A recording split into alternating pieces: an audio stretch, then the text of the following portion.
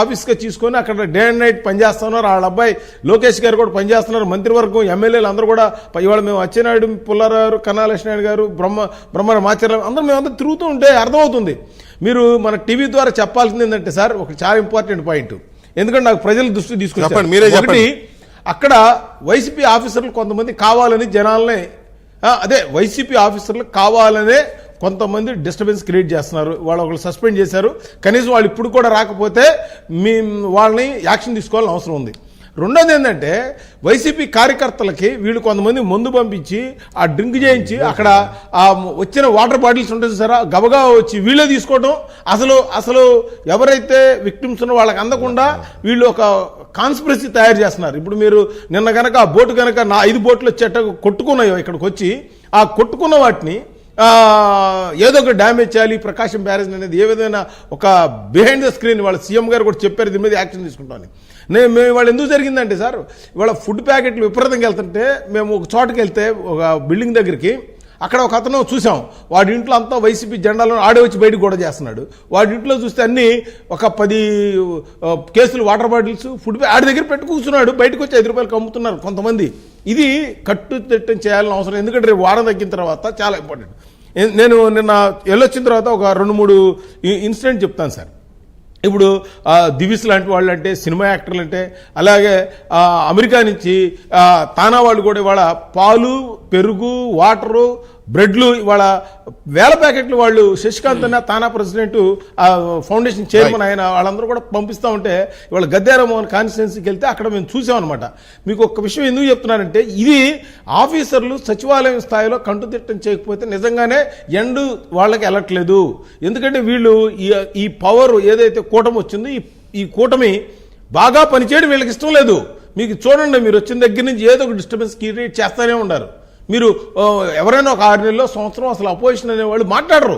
ఎందుకంటే మనం ఓడిపోయాం, మనం ప్రశాంతంగా కూర్చొని మనం ఆలోచిద్దాం ఎందుకు ఓడిపోయాం అనేది ఉంటుంది కదా, అలాంటిది లేదు.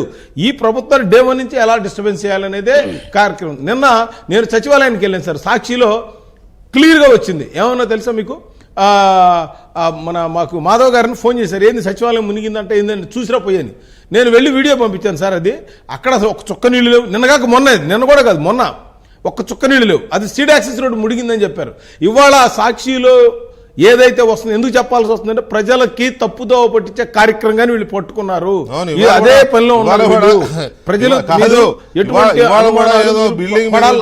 బిల్డింగ్ మీద నుంచి ఫోటో తీసి అమరావతి ప్రాంతాన్ని చుట్టుముట్టిన వరద అని వేశారు. ఆ ఫోటోలో కనపడుతుంది దూరంగా కృష్ణానది, కనకదుర్గ గుట్ట, కొండ చుట్టూ నది కాబట్టి 15 కిలోమీటర్ల దూరం సార్.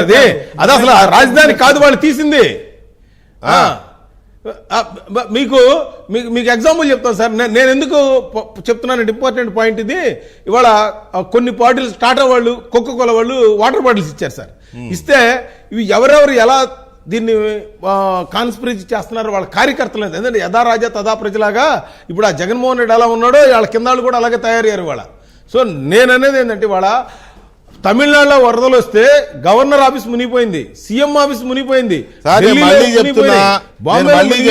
కేరళలో చెన్నైలో 3 ఏళ్ల క్రితం 4 ఏళ్ల క్రితం వరదలు వచ్చినప్పుడు ఫ్లైట్లు వాటర్ లో ఇలా ముందుకెళ్ళిపోయినాయి. ఫ్లైట్లు వెళ్ళిపోయినాయండి, బాగా గుర్తు తెచ్చుకోండి. వాటర్ లో తేలినాయి. అవును, కరెక్ట్ కరెక్ట్.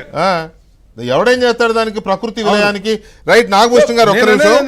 ఇలా వరదలు వచ్చినప్పుడు ఎవరైనా అది కాదు, ఒక్కటే ఫినిషింగ్ చేస్తాను. ఒకటే నేను అనేది ఏంటంటే, వాళ్ళు ప్రజలకి సపోర్ట్ గా ఉండి ఓదార్పు చేయాల్సింది పోయి చాలా చెత్త కార్యక్రమం చేస్తున్నారు. ప్రజలు దీన్ని మీరు పట్టించుకోకుండా మీరు ప్రభుత్వం ఇచ్చే కార్యక్రమాలు, ఎందుకంటే మన చంద్రబాబు నాయుడు గారు అమిత్ షా దగ్గర మాట్లాడంగానే ఎన్డీఆర్ఎఫ్ టీంను పంపించారు.